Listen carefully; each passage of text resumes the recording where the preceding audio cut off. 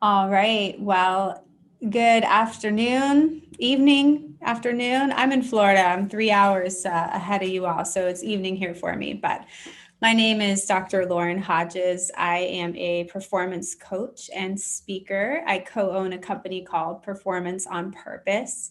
And Turlock Unified School District has brought us on, and as well as a few other districts in your area, to reach out and meet with you all and provide some resources to manage what has been an incredibly trying year. And I'm hoping that what we talk about today has a little bit of impact on you and you are able to if you are not on mute, go ahead and put yourself on there. Sorry, I just hear somebody jumping on. I hope that what you are able to pick up today is a couple of tips and tools and better understand your stress and hopefully improve your resilience a little bit.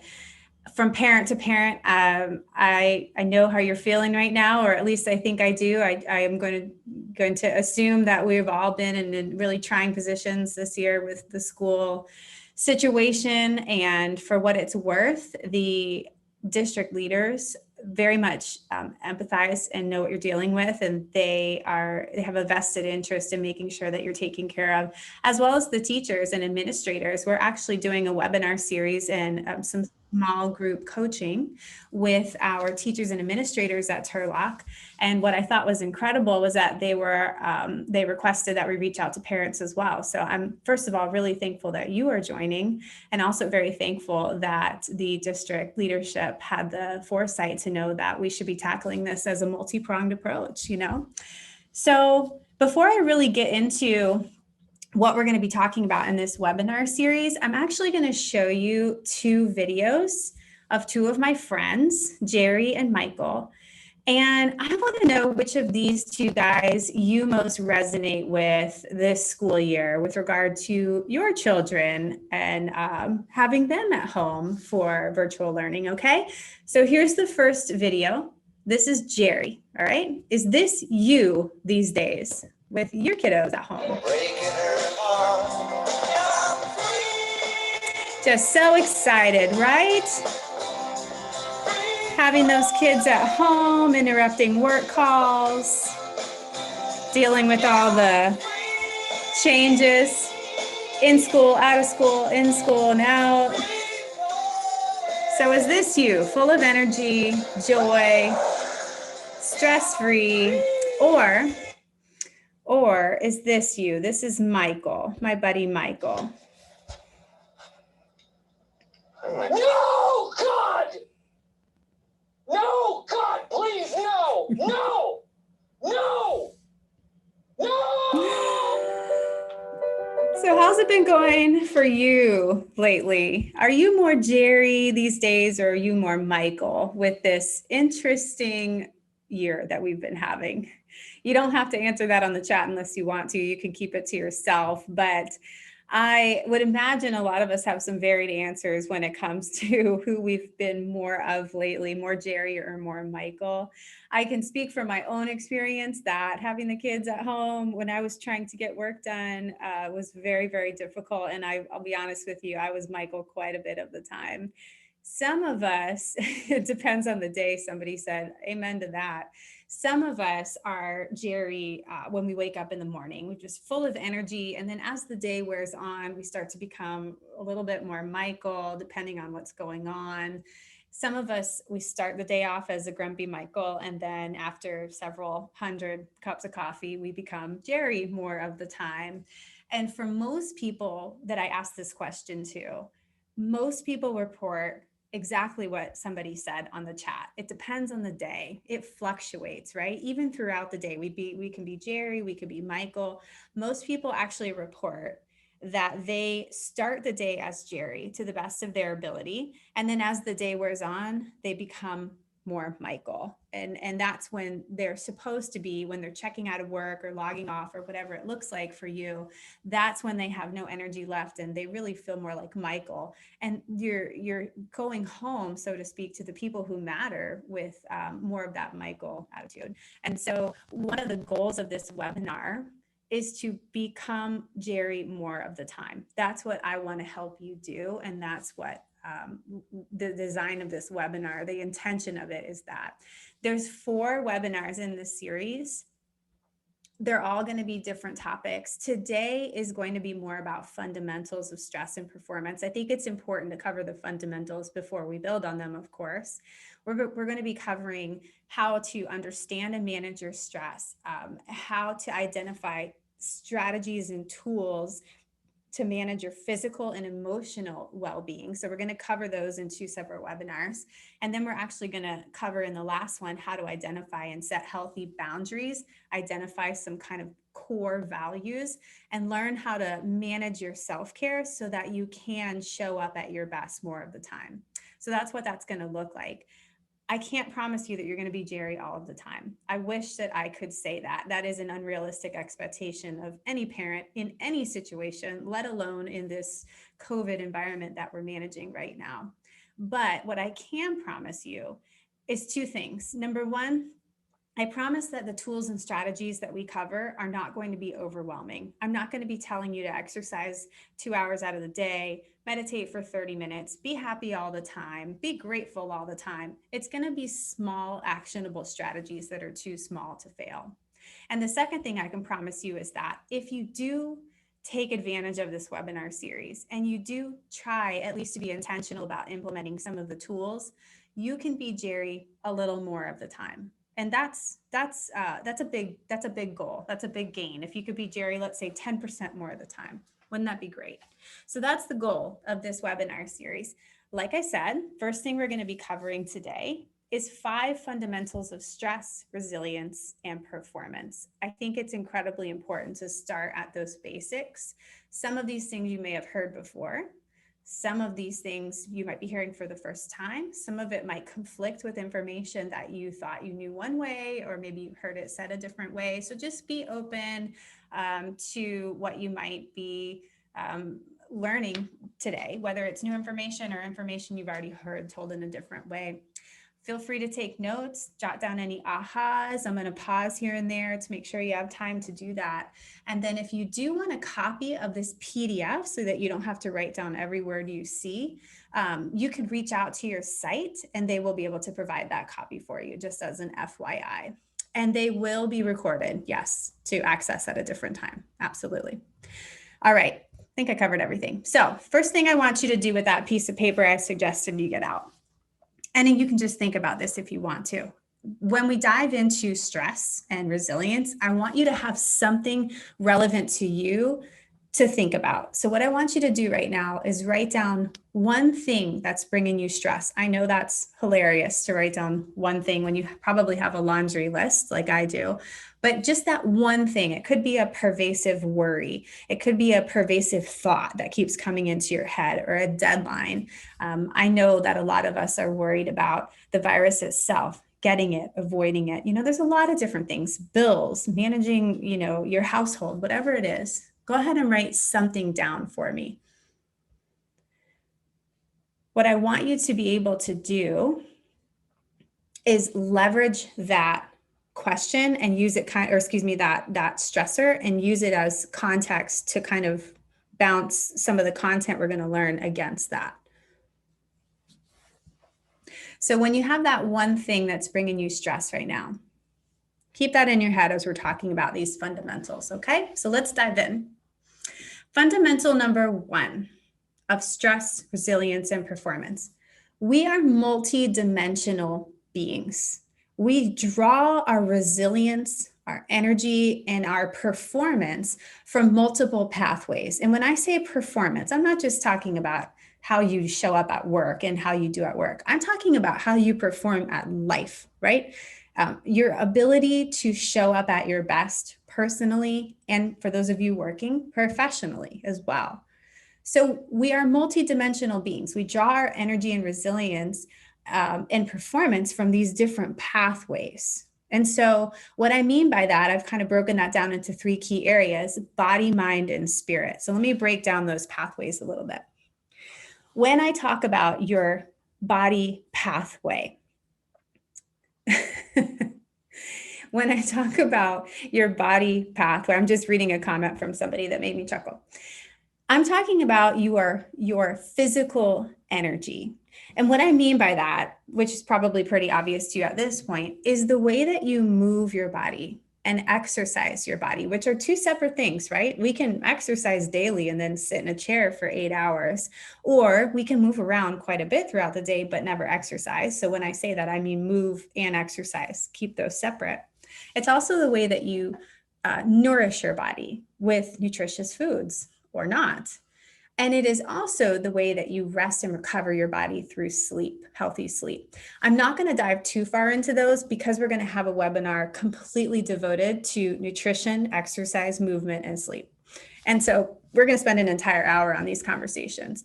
But this is the pathway where you will have the most immediate impact on your ability to manage stress for better or for worse.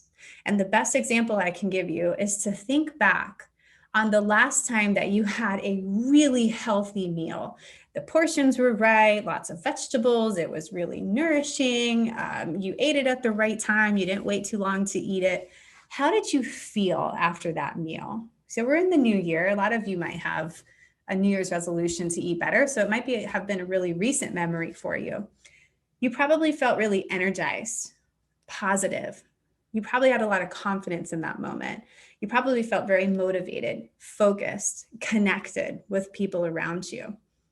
And then I want you to think about a time when you had a really not so healthy meal. Maybe the portion was way overdone. Maybe it was highly processed, or it was fast food because you were running late. Maybe you completely skipped a meal altogether and you were starving by dinner time or whatever. Maybe you skipped a lunch and went 6-7 hours without eating.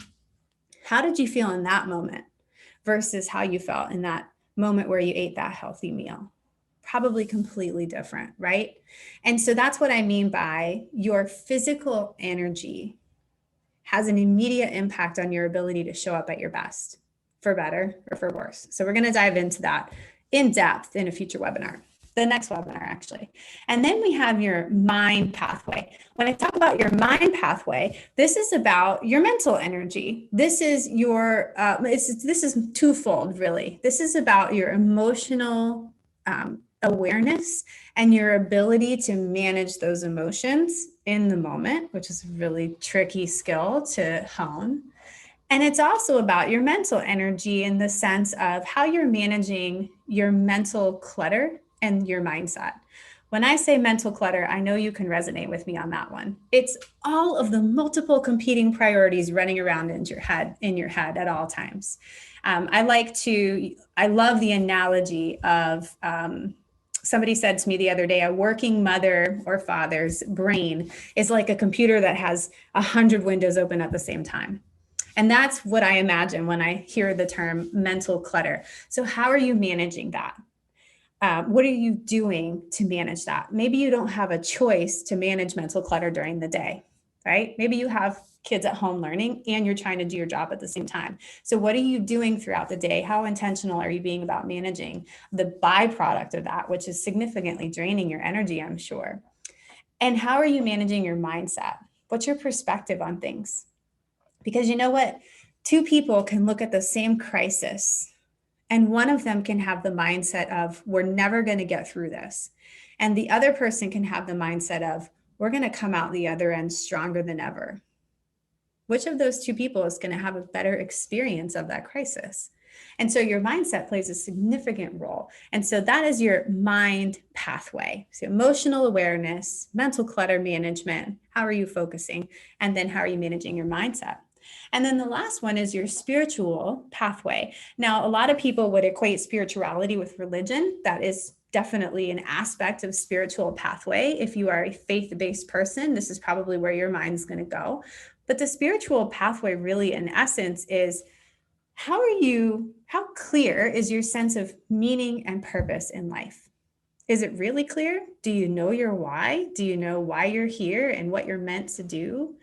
And if the answer is no, that's okay. We're actually going to do a little work in this webinar series on identifying or getting a little bit closer in that area. But for those of you who do have a pretty clear sense of why, or maybe you use your faith as kind of your guideline, How are you doing with that? That would be the question I would ask you. Are your day-to-day actions and behaviors aligned with that sense of purpose, with that purpose in life, or that meaning that you have, those goals that you have? Greatest example I can give you, one of my clients, he said he lived for his kids and grandkids. But you know what? That was his purpose in life, was to just be there for them. But guess what? He wasn't eating well. He had high blood pressure, high cholesterol, never exercised, barely slept, and didn't have really good work-life balance and boundaries. And so his day-to-day actions and behaviors were way off course of his why. And so how can we use this pathway to course correct and get you back on a path toward what it is you're really living for, right? So that's that spiritual pathway. So my question to you then, with regard to this fundamental, which is very important, is, and this is where you could jot down your answers to these questions, which of these pathways is your superpower? Which of these pathways are you really, really strong in? And of course, you can use that chat and you can put it in there if you want to, but you can also keep it to yourself and write it down. What's your superpower? And then, which of the pathways is your area of opportunity where you're feeling challenged right now? So how can we then use your superpower to work on that area of opportunity, that challenge area? Good example. Someone said the white square. That's okay. We can work on all of these, right? So we can use one of these pathways to better manage the others and also better manage our stress and our resilience. So for example, somebody put in the chat, I try to remember that we are going through a difficult time, but you know in your heart it will pass. Most of the time you do okay, but some days are not that great. And you let work overwhelm you many times. That's great. That first part of that comment, you're using that mindset to probably influence the rest of your pathways and better manage your stress and resilience. So it sounds like that can be your great superpower. And of course, as an aside to this, give yourself grace. This is an incredibly trying time. We're going to talk a little bit about that today. And the expectation that you should have this wonderful, positive mindset all the time is just unrealistic. But if that is your superpower pathway, how can we use it, right? Somebody said body. Great. That's a great example. That's kind of my superpower. I carve and protect time for exercise. I really love the feeling I get when I'm working out. And so I try to protect that time. And it helps me manage my weakness, which is that mind pathway. My mindset can get the best of me sometimes in that mental clutter. And so I try to use that body pathway to influence the others. All of these are deeply interconnected. So making small changes in one area can positively influence all of the others. So that is your first fundamental. I'm going to give you a minute here to just jot down any thoughts you might have or aha moments or any reflections, okay? Make sure that you're just jotting down the high level stuff because remember, you can get a copy of this. And if you have any questions, very feel free to use the chat. Very open to that. Somebody said mind over body works for me. Absolutely. You go. I wish that was me. I'm the other way around. Got to get the workout in and then I'm a happy camper. So first fundamental, we are multidimensional. You can use those different dimensions to your advantage to help you manage stress, right? We're going to get a little bit more refined here. The second fundamental is stress. I want to dive into the biology of stress here. This is an important one in the sense that it's going to create a lot of context for us for our future conversations. So try not to miss this one. Stress is a biological reaction out of our control. And how we respond to stress is within our control. So I'm going to ignore that second sentence for a second because I really want to break down what stress is. If you have any kids in middle school or high school science, this is probably something they're learning about right now or this year.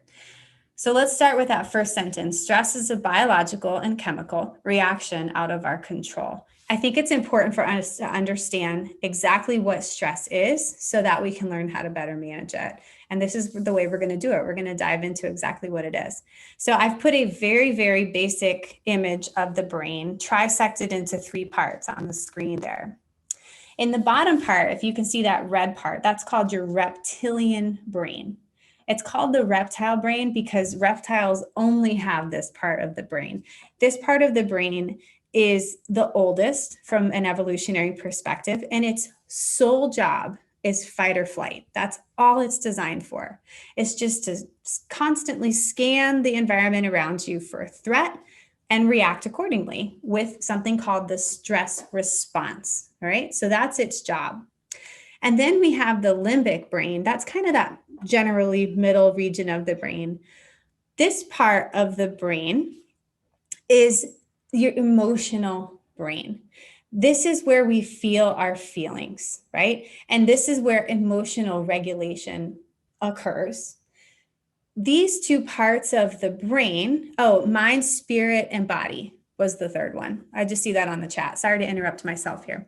So this part of the brain, the limbic and the reptile brain, they work together to bring about that stress response in the body. They work in cahoots.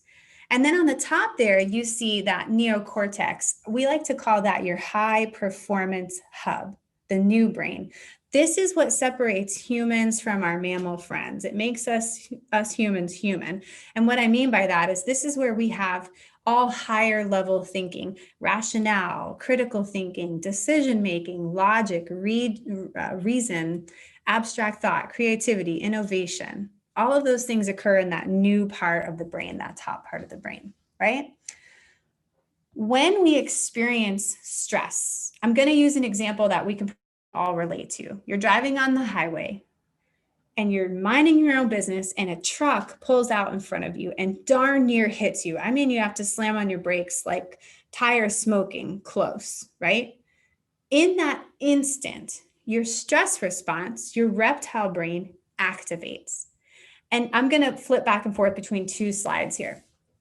Your stress response is a 2-part system.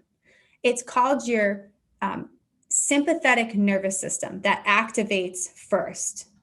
And then the balancing arm of that is called the parasympathetic nervous system. Together, they're known as the autonomic nervous system. That's your stress response in a nutshell. So you slam on your brakes in that instant when that truck pulls out in front of you. Instantaneously, within micro milliseconds, the reptile brain activates sympathetic nervous system. And several different things happen in that moment. Biological, chemical reactions completely out of your control. Let me give you a couple of things that happen. The first one, going back to this previous slide, that's really relevant to our conversation. 30% of our blood flow pools to the reptile brain and away from our high performance hub, this neocortex right here. In that instant, it all pools to the bottom of the brain. Why? To activate the stress response. Why else? Because we want to be cognitively impaired. So in that moment, you are instantly cognitively impaired. And that's because your brain doesn't really want you to stop and reason as to whether or not you should slow down. No, it has to be what? Non-conscious and automatic. The downside is when we're experiencing stressors that aren't actual threats to our life, we are what? Cognitively impaired. We can't think reasonably, we can't think rationally, make good decisions, et cetera, et cetera. We're not self-regulated in that moment. We are reactive creatures. So a few other things happen in that moment. Any non-essential functions to you surviving are going to go by the wayside and be impaired. So a few different things happen. For example, your digestive system will shut down in that moment. And that's because it's non-essential. That's one of the reasons why when you're feeling really stressed, you tend to have stomach ache, right? Especially chronic stressors tend to have IBS or ulcers or digestive issues.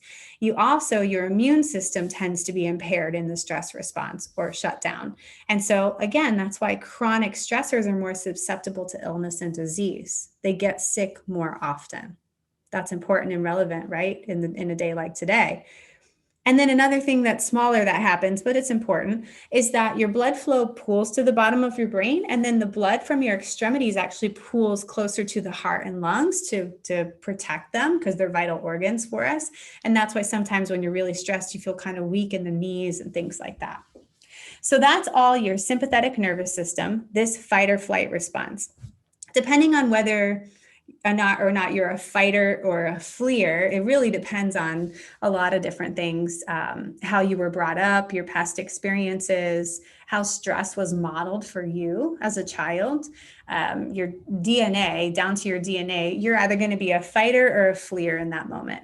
And that's why I said your limbic system, the emotional brain, works in conjunction with the stress response, because you don't typically feel stressed without an associated emotion, right? So if you're a fighter, what are you going to do in that moment? Probably give the finger to that truck driver and get really angry and yell a curse word. If you're a fleer, what are you going to do? Retreat inward, feel very fearful and scared. Oh my gosh, life flashes before your eyes type of situation. Then the stress passes. You survive. The truck moves on. And what do? Whew, you take that deep breath, right? When you take that deep breath, actually in that exhale, a neurotransmitter called acetylcholine is secreted, and it's designed to calm the heart rate. And the balancing arm to fight or flight, the sympathetic nervous system, that activates. And that's called your rest and digest or parasympathetic nervous system. Calms the heart rate and brings you back to homeostasis. Blood flow starts to flow back into the new brain, and then we start to get reflective. We start to have opportunity-based emotions. We start to be more responsive. Ooh, I probably shouldn't have, said that curse word in front of my child in the back seat. Those types of hindsight is 2020 starts to come into play. That's your stress response in a nutshell. It is a biological chemical reaction out of your control. Here's the problem. A threat is a threat is a threat. And your brain cannot distinguish between a real threat to your survival, a truck pulling out in front of you, and a perceived threat, like an unexpected bill, children yelling in the background while you're on a call for work, relationship issues, all of these changing policies with the state and the schools, right? COVID in and of itself, although it is a real threat to our survival, if you contract it, it's a perceived threat right now that you may. So all that worrying is actually not a literal threat to your survival, but it's activating the stress response just the same. So what can you do about it? This is an important question. Okay, so what? What do I do about it? It's out of my control. Well, this goes back to the second question or second statement. How we respond to stress is very much within our control. So there's a few things that you can do. Number one, really important, we can learn to close the gap between our reaction and our response. If we can learn to close that gap, then we can really better manage these stressful feelings and thoughts and emotions that come our way. It's not that we're saying you shouldn't be stressed. We're just saying, can we better manage it? Yes, we can start to close that gap. How do we do that? Well, in a few different ways. It would be really nice if we could do it really well in the moment, but that's a hard skill to learn. The way that you learn it is by being upstream and intentional ahead of time and reflective. And what I mean by that is we can, at the end of a day, be reflective and think back on what was bringing me stress today? How did I manage it? What behaviors, what emotions, what persistent thoughts did I have? That reflection actually builds your capacity to manage stress in the moment and close the gap between reaction and response. And then what I mean by being upstream and intentional is that we can insert small moments of recovery and breathing, etc., in the moment ahead of time so that we don't even get that stress response in the moment. For example, taking deep breaths in the middle of your day, taking a walk, making sure you're eating, making sure you're sleeping well. All of those things make you more susceptible to stress in the moment. So that's one thing you can do, is learn how to close that gap. And then the second thing that you can do, and this is an important one we're going to cover in a future webinar, we can change our story about what a threat is in the first place. What if we could change our mindset about that? What if we could better manage what we perceive to be a threat? For example, a lot of us feel like a lot of our life is out of our control right now. What if we could start to focus on what is within our control? What if we started to practice gratitude or mindset shifting about things and trying to look for the positive rather than the negative in things? All of those small, little, seemingly insignificant strategies can actually start to change your perception of what you should be stressed about in the first place. What's worth your stress and what's not, right? Somebody asked the question, how about if somebody has both of them? And I don't quite understand. So if you could clarify the question, I'd appreciate it. Do you mean if somebody has both the fight and flight? I'm not really sure. So if you could clarify that question, I can answer it for you. I want to make sure I'm answering the right question. So that is your stress response in a nutshell. That is your second fundamental. One more quick thing about this, because I want to make sure that I'm normalizing the elephant in the room. At some point in the past year, I would guess, if you're anything like me, you have experienced a moment or moments or a lot of times that you have experienced significant burnout, a feeling of burnout where things are just completely overwhelming. We have our normal everyday stressors, right? Things that we could manage if everything was going quote unquote normal, managing emails, raising kids, trying to stay healthy, paying your bills. All of those things are normal everyday stressors. But what's going on and how everyday stress becomes burnout or worse is that sometimes the demands placed on us in our life start to exceed our capacity to manage them through no fault of your own. They start to exceed your capacity to manage it. And then those small everyday stressors start to feel cumulative and out of your control and unmanageable. And that could lead to that feeling of burnout. So if you've been in this place lately where you feel really burned out, make sure that you are recognizing, first of all, that this is normal. And this is a byproduct of this COVID time right now. And also recognize that there is something you could do about that. You can intervene. One of the ways that you can intervene, and actually this might answer your question, how come, what if somebody has both fight or flight? It's actually really cool that you know that, because one of the things that you could do to intervene is, we're going to actually get in the next fundamental. I'm going to give you the how do you do it? But one thing you could do is get to know yourself under stress. Ask yourself the question, how do you show up when you feel stress? How do you show up when demand exceeds capacity? Are you a chronic worrier? Do you get really angry and reactive? Do you get really sad? Do you have a lot of self-doubt and negative self-talk? What do you give up? Do you stop sleeping? Do you not exercise well? Do you start eating more poorly or not at all? Getting to know who you are under stress can really help you better manage it, because then you're starting to recognize the signs, the symptoms, the red flags. Hey, I'm in a stressful situation and my demand is really big right now, and I think it's exceeding my capacity. But here's the cool part. I can't change the demands placed in your life. I can't do that. I wish I could. But we can work on expanding your capacity to manage them, right? We can work on that. Like we were talking about before, we can learn how to close the gap between reaction and response. We can also change your story about stress. We can also increase your capacity to manage it. That's what this whole webinar series is about.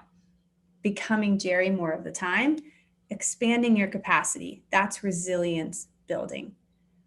And as somebody has the comment, I feel like it's out of your control. Absolutely. I want to ask you the question, challenge you a little bit.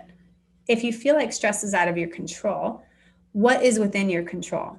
One thing that's within your control, how you manage it. What little small strategies are you implementing into your day? What things are in your control? I'll give you a hint. One of them, your breath. Take a deep breath when you feel like things are out of your control. Standing up versus sitting down, for example, if you're sitting at your desk and you're feeling really overwhelmed, redirecting your thoughts, those are the kinds of things that we can do to manage and expand our capacity. So that was your second fundamental. The last three go kind of quicker, just so you know. So fundamental number 3. This is the important one. I think if there was a most important fundamental, this one would be it. So please don't miss this one. This is the how. How do we manage? How do we manage it? How do we manage our stress? How do we get more resilient? How do we make things feel more within our control? Fundamental 3 is we were designed to oscillate between work and recovery. We recover by leveraging our body, mind, and spirit pathways. I put this image on the screen because most people recognize it. It's a heartbeat. The reason I put that in there, and I'll explain what I mean by designed to oscillate. I put that heartbeat in there because it's an example of a rhythm of the body. We have a lot of different rhythms of the body. The heartbeat is just one of them. We have respiration, we breathe in, we breathe out. We have our circadian rhythm where we go to sleep and we wake up. We have digestive rhythm. There is a lesser known rhythm of the body called the BRAC, the basic rest activity cycle. This is actually a brain rhythm of the day, all throughout the day. It runs 24 hours a day. So bear with me. I promise this is relevant to our last fundamental. The basic rest activity cycle is a rhythm of the brain where the brain can be on and give its full and best focus and energy to something for about 90 to 120 minutes.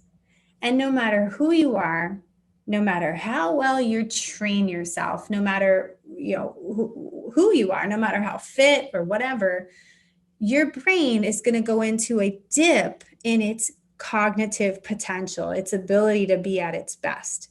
So it's going to be on for 90 to 120 minutes. And no matter who you are, it's going to have a little bit of a dip in its performance. And that cycle of high performance and then healing response and high performance and healing response, almost like a shutdown mode, is known as your basic rest activity cycle. The best analogy I can give you is think about when your phone gets to a really low battery percentage and it goes into low power mode. That's the BRAC for your brain. It goes into a low power mode. You're not able to focus as well or think as clearly. You get more irritated. You're more susceptible to stress. And this goes on all day long. Now, most of us don't even know this exists. And if you do, you completely ignore it, right? We try to power through our day at a full-blown sprint, or most of us do. Or some of us kind of trudge through like a marathon, like a really slow pace to get through the day because we don't have a lot of energy. If you took nothing away from this webinar, I want you to take this fundamental. We were designed to oscillate between work and recovery. And when I say recovery, I mean micro moments of recovery inserted through your day will actually help you better manage your stress. So remember in the last fundamental, I said there were things we could do to better manage that gap between reaction and response. One of the things we could do is get ahead of it, and we could insert moments of intentional recovery ahead of time into our day. Now, before you say this lady's crazy and there's no way, what does she think I could take 100 breaks during the day? That's not what I mean. I mean micro moments of recovery, a deep breath, pushing away from your computer and a big stretch, right? And a breathing. Maybe a moment where you text a loved one, kind of a how's the weather check. Hey, I've been thinking about you. How are you? Maybe it's a moment of gratitude or mindfulness. Maybe it's a short walk. Whatever it is that you choose, that micro moment is called oscillation, like a fan that's oscillating back and forth. Oscillation. So if you created oscillation in your day, there are dozens and dozens and dozens of studies that have validated the same thing. When you insert these oscillation moments into your day, you have more energy, more Jerry, right? You have higher cognitive performance and less of that mental clutter that sparks that stress response in you. And so I highly, highly suggest that you do that. For some reason, we make sure our phones are plugged in 24/7, right? Because God forbid our phone ran out of battery. For some reason, we don't take that same time to plug ourselves in here and there and recharge throughout the day, just moments at a time. So I do highly recommend that you insert that oscillation strategy into your day. What is that going to look like for you in your day? There's a lot of different ways that you can do that. This actually goes back to our first fundamental. Let me back up one second. I don't know why that went so fast. That goes back to our first fundamental of, remember, we're multidimensional beings. So my question to you would be, could you leverage your body, mind, or even spirit in that moment? Absolutely. A bunch of different oscillation strategies work. My slides are just doing whatever they want right now, apparently. So make sure that you're oscillating and make sure that you're leveraging body, mind, and spirit to do so. I'm going to give you a couple of oscillation strategies in a second here, but I want to make sure that I cover the last two fundamentals first, because we can actually leverage them as oscillation strategies, right? So fundamental number 4. So that was fundamental number 3. Just to recap, and I'll pause here actually for a second. Fundamental 1 was we are multidimensional beings, body, mind, and spirit. Fundamental number 2, stress is a biological reaction out of our control, but we can control our response to it. Fundamental number 3, we are designed to oscillate. So make sure you're creating oscillation in your day with small moments of recovery. And now that leads us to fundamental 4. But let me pause for a second. Any questions or comments? And I want you to be able to take a moment and write down any kind of aha moments that you might have had or any notes you don't want to forget. Somebody said, I think we all do have both fight and flight at times. Yes, absolutely. But to have them both present every time is unlikely, just your humble opinion. Yes, and just to add on to that and piggyback just for a second, I'm kind of veering off my own course here. We do all have a predominant stress personality, a way that we tend to show up more than others. They're actually known as thought patterns or stress patterns. And so if you can get to know who you are under stress, really, really useful skill. So if you want a homework assignment from me, you could take a stress journal for the next week. And at the end of each day, kind of think back, what were the thoughts, emotions, and behaviors that showed up for me during stressful times during the day? And you'll start to notice those patterns and you'll start to figure that out. But yeah, we can be a fight or a flight all in one moment, of course, but one tends to be our predominant. All right, so covering these last two fundamentals. Fundamental number 4, our beliefs drive our behaviors. This goes back to our mind pathway. And remember, I touched on the fact that our mindset is critical.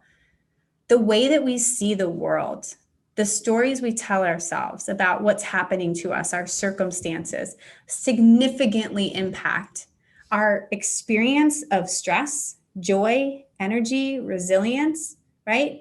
And significantly inform our future and how we're going to move forward from challenging times, right? I gave you that example of two people can look at a crisis, the same crisis, and one could look at it much differently than the other. And the one who's looking at it with a more positive perspective is going to have a much more positive experience of that crisis or challenge or whatever it is. So there's a lot of different ways that your beliefs can influence your experience of stress.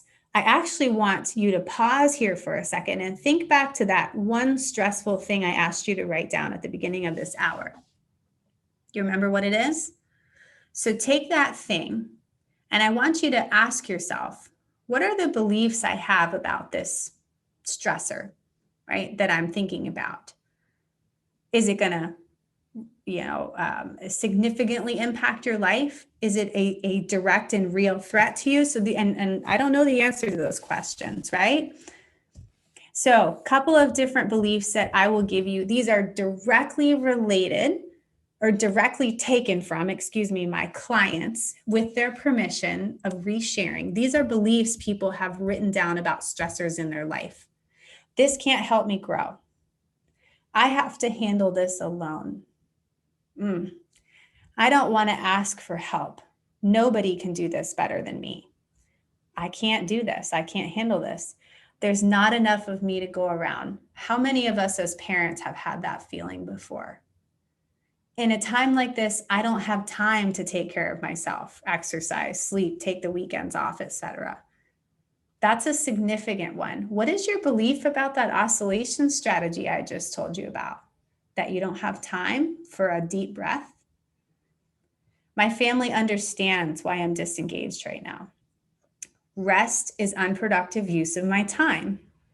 My brain can relax when I'm scrolling social media. Guess what? That is not true. My team, my kids expect me to show up the same way I did before this crisis. So I need to be exactly like I was before, and I can't ask for help. These are just examples. I want you to spend some time later thinking about this. What are the stories you're telling yourself about your world right now and about that thing you wrote down about stress? I'm not telling you those stories are false. I'm just asking you to think about. And can we retell that story? Can we shift your belief? Can we shift your mindset to be one that's more positive and better manageable, more manageable? So your beliefs significantly drive your behaviors. This is an incredibly important concept. I'll give you a very quick example. I have a client. She's the CEO of a group of retirement homes in all around the United States. And when we first started working together, she had the belief that sleep was not important, that CEOs didn't get to sleep. Because once you're at the top, you lose those privileges. So she was getting 3 or 4 hours of sleep a night, unbelievably unhealthy. And we'll go into why that is in the next webinar. But she basically believed that she didn't have time for sleep because she had to answer every single email, check her email before bed as soon as she woke up in the morning. When we started to really chip away at that belief, we started to realize that what was really behind it was that she felt like she had to prove herself in the seat of CEO. And so once we started to really change her beliefs about both her sleep and her belief that she had to prove herself to anybody, we started to retell that story, and she started to see that sleep was incredibly important in order for her to show up at her best. Vital, right? And she started to insert strategies that we went over together on how to sleep a little bit better and improve her sleep quality and quantity. And I'm happy to report, even through the COVID shutdown with the retirement community, one of the most vulnerable populations, she is still sleeping 7 to 9 hours of sleep per night today, because it has made an incredibly drastic change in her personal and professional life. She is way sharper and more alert than she ever has been in her career. So this is one example of how beliefs can drive behaviors and significantly impact your experience of stress. I don't know that she would have gotten through this crisis if she wouldn't have made that change ahead of time. So that was another fundamental that I want to make sure we covered. So I ask you, what are the mindsets or stories that you're telling, and how can we retell those stories? And then let me give you that final fundamental. Fundamental number 5 says, we are all guided by a deeper sense of purpose, which drives our values, decisions, stories, behaviors, and experiences. This goes to that spirit pathway, right? Purpose is your North Star. It anchors you through everything: challenge, change, and storm. And I made this a fundamental because I believe it is important enough that you cover it and you clarify it. So again, like I told you in the beginning, a lot of us have a very clear sense of purpose, whatever that might be. As parents, it might be your children. It doesn't have to be, but it might be your children, for example. And that could be a very clear sense of purpose. For those of you who are strong in your faith is probably your guidelines and your sense of meaning and purpose in life. If you have clarity of purpose, great. If you don't, that's okay. Again, we're going to kind of chip away at that and start to think about it. But the question I really have for you is, are you on course? Are you on track to fulfilling your purpose? And in your day-to-day life, is it guiding you? Or have you forgotten about it? Is it over here and you think about it occasionally? That's a very important question to ask yourself. Are you guided by and are you driven by your strong sense of purpose? And if you're not, how can we change that? How can we make sure? And these are some questions. And again, if you want this PDF, you can ask your site and they can send you a copy of it so you don't have to scribble down everything. But these are some questions I would ask yourself if you're not quite sure about that purpose yet. What brings you joy? What legacy do you want to leave behind? What makes life worth living?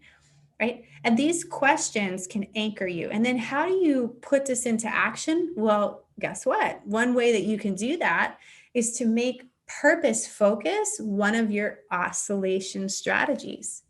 So for example, I have a Post-it note. I wish I had it here with me in the office, but I have a Post-it note that sits on my desk every day with my purpose on it, my purpose statement.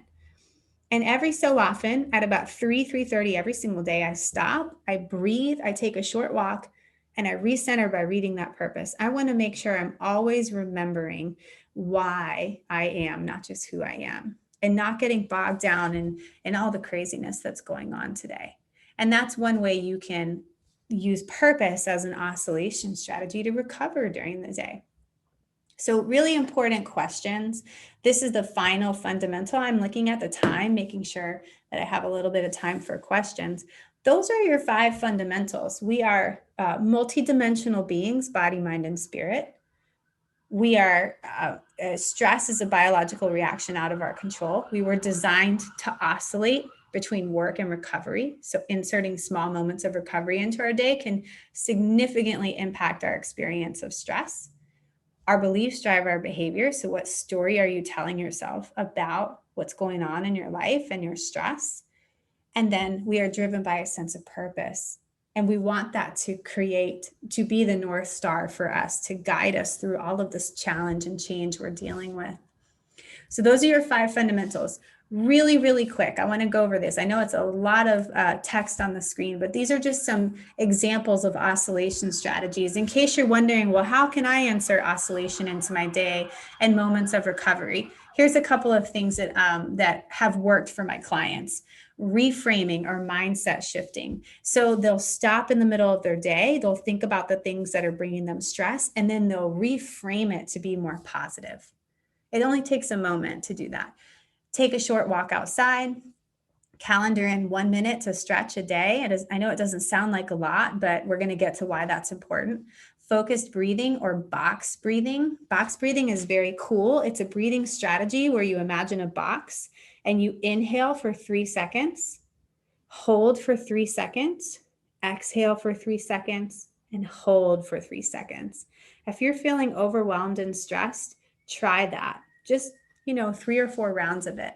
And by the way, it is an incredibly valuable timeout tool. So if you have kids that are having a hissy fit, or even older kids that are feeling really stressed and overwhelmed, you can all do box breathing together.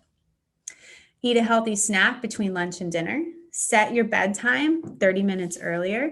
Set a timer to list 3 things you're grateful for to redirect that negative thinking. That's a good one to do over, like a family dinner.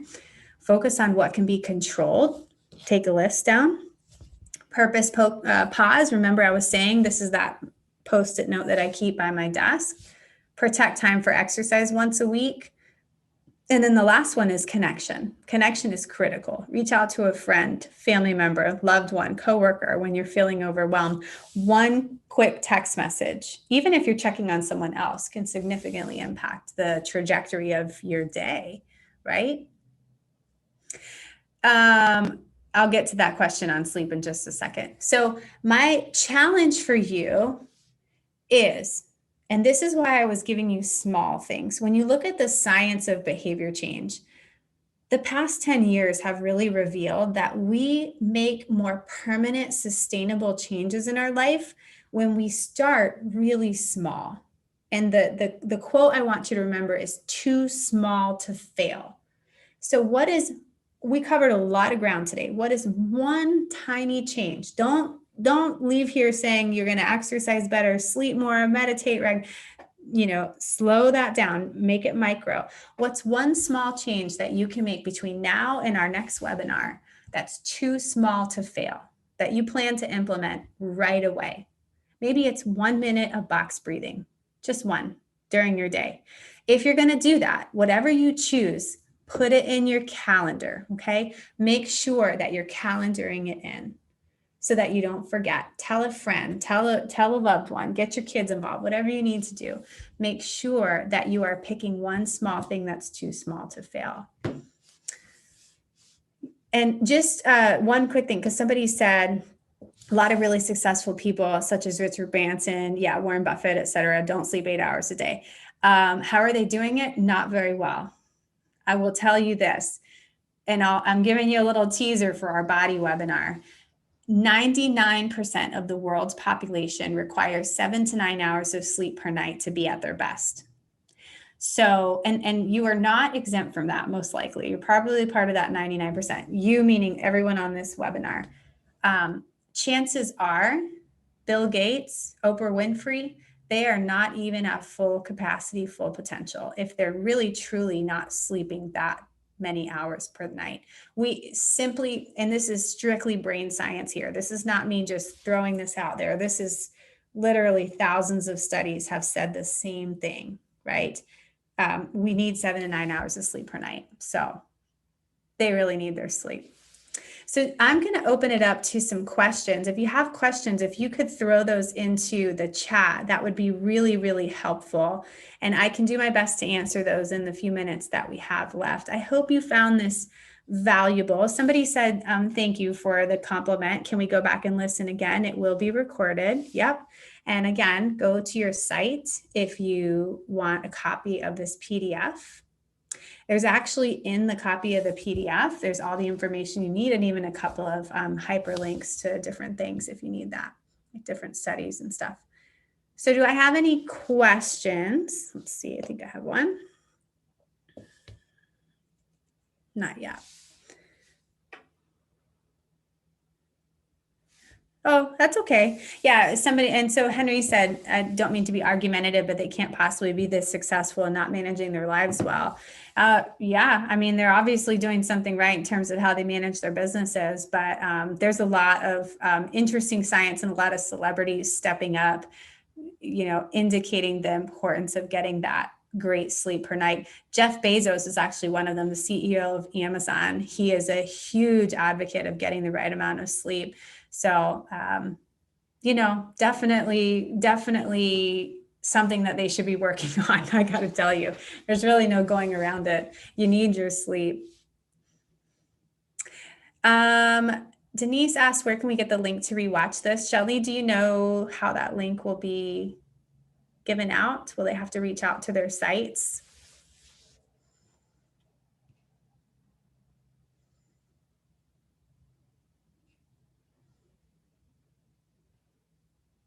Do you know, Shelly, the answer to that question? There we go. Will be posted tomorrow on the website, your Turlock District website.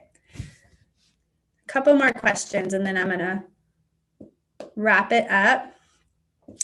Veronica says, I've been trying meditation at night in order to get my sleep, but sometimes your stress is so high you can't make it work. Any ideas? Yes, you might want a guided meditation. If it's kind of an unstructured meditation, all those worrisome thoughts might be cluttering your head. You can also try worry journaling, where you schedule certain times during the day to write down the things that are bringing you worries.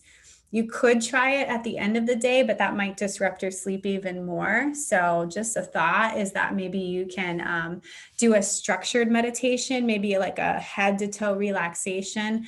The Calm app is a great one. Insight Timer, I'll write it down in the chat, are great meditation, and Headspace are great meditation apps. They have a lot of guided structured meditations.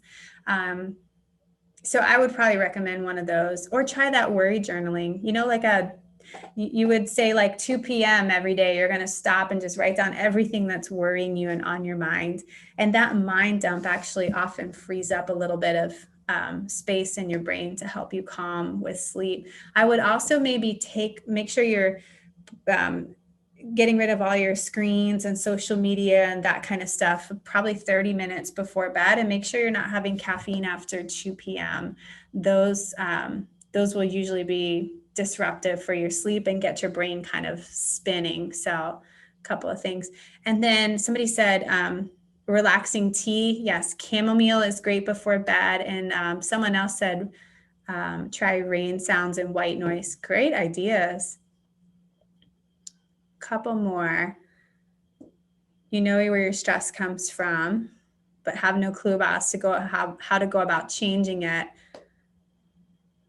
Yeah, I get really overwhelmed when I try to change any of my ways.